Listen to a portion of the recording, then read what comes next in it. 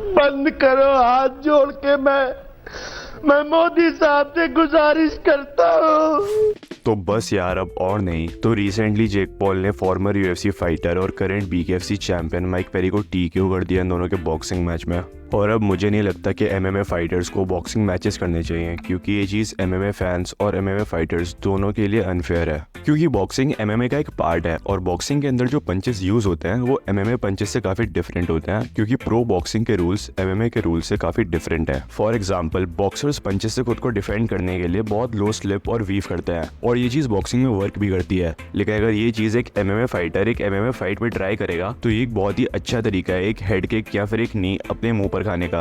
और ये तो सिर्फ एक ही एग्जांपल है, मैं ऐसे 1000 एग्जांपल्स और दे सकता हूँ, लेकिन फिर वीडियो बहुत ही लंबी हो जाएगी। इसीलिए एमएमए फाइटर्स की मसल मेमोरी और बॉक्सिंग स्किल्स एक बॉक्सर से काफ़ी डिफरेंट होती है। और जो एमएमए फाइटर या बेयर नकल बॉक्सर जो बॉक्सिंग अच्छी भी कर रहा है, उसके लिए बॉक्सिंग एक कम्प्लीटली डिफरेंट स्पोर्ट है, क्योंकि इन दोनों स्पोर्ट्स के ग्लव्स जो अपने साइज की वजह से एक फाइट को कम्प्लीटली चेंज कर देते हैं। और इसीलिए एमएमए फाइटर्स या बेयर नकल बॉक्सर्स के पंचेस बॉक्सिंग ग्लव्स के साथ इतने इफेक्टिव नहीं होते जितने वो उनके स्पोर्ट्स में होते हैं, जो चीज़ जेक पॉल की माइक पेरी और नेट डियाज वाले बॉक्सिंग मैच के बाद काफी क्लियर हो जाती है। तो फिर भी एमएमए फाइटर्स बॉक्सिंग मैचेस क्यों कर रहे हैं जबकि उनको इसमें इतने सारे डिसएडवांटेजेस हैं? और कभी कोई बॉक्सर एमएमए करने क्यों नहीं आता? इसके पीछे दो सिंपल रीजंस हैं। रीजन नंबर 1, एक एमएमए फाइटर जो एक अच्छा स्ट्राइकर है वो एक बॉक्सर को हराने के एटलीस्ट थोड़े बहुत चांसेस रखता है और कम से कम वो एक बॉक्सर को थोड़ी दिक्कत भी दे सकता है।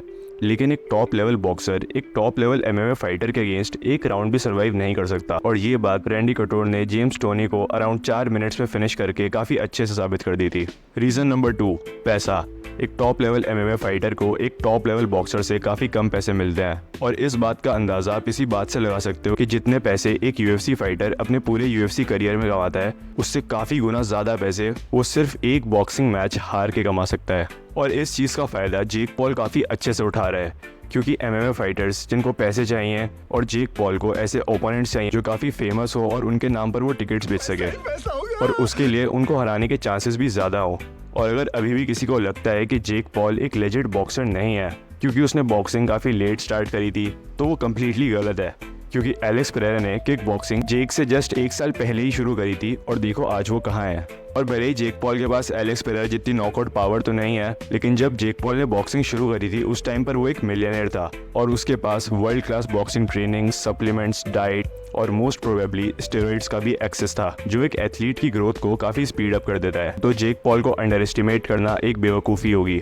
तो इस पूरी प्रॉब्लम का सॉल्यूशन क्या है? तो मेरे ओपिनियन में एमएमए फाइटर्स और बॉक्सर्स की फाइट के रूल्स बॉक्सिंग से थोड़े डिफरेंट होने चाहिए, बट स्टिल एमएमए से ज़्यादा बॉक्सिंग से सिमिलर होने चाहिए, वरना फिर कोई भी बॉक्सर इन रूल्स के साथ फाइट नहीं करेगा, क्योंकि उसको पता है कि उसके साथ फिर क्या होगा। तो इन स्पेशल रूल्स फाइट में जो पहली चीज़ डिफरेंट होगी वो होगी कि ये फाइट एक बॉक्सिंग मैच की तरह ही होगी, लेकिन इसके अंदर एमएमए ग्लव्स यूज होंगे। और इनके अंदर जो सेकेंड चीज़ डिफरेंट होगी वो होगी कि इन फाइट्स के अंदर एमएमए पंचेस जैसे सुपरमैन पंच, स्पिनिंग बैक फिस्ट यूज करना अलाउड होगा। और तीसरा सॉल्यूशन के इन फाइट्स के अंदर जब एक फाइटर नॉकडाउन होगा तो उसके ऊपर कुछ सेकंड्स के लिए limited ground and pound allowed होगा। और मैं नए रूल्स के अंदर टेक डाउन्स और लो किक्स भी अलाउ करने को सोच रहा था, लेकिन ये चीज़ एक बॉक्सर के लिए बहुत बड़ी प्रॉब्लम हो जाएगी, तो इसलिए मैंने उसको इस लिस्ट में नहीं डाला। और इन स्पेशल रूल्स के साथ जाकर ये फाइट्स एमएमए फाइटर्स के लिए थोड़ी फेयर होंगी। तो आपको क्या लगता है मुझे कमेंट सेक्शन में ज़रूर बताना। कॉम्बैट स्पोर्ट्स से रिलेटेड और भी कंटेंट देखने के लिए इस चैनल को सब्सक्राइब करो। Thank you for watching.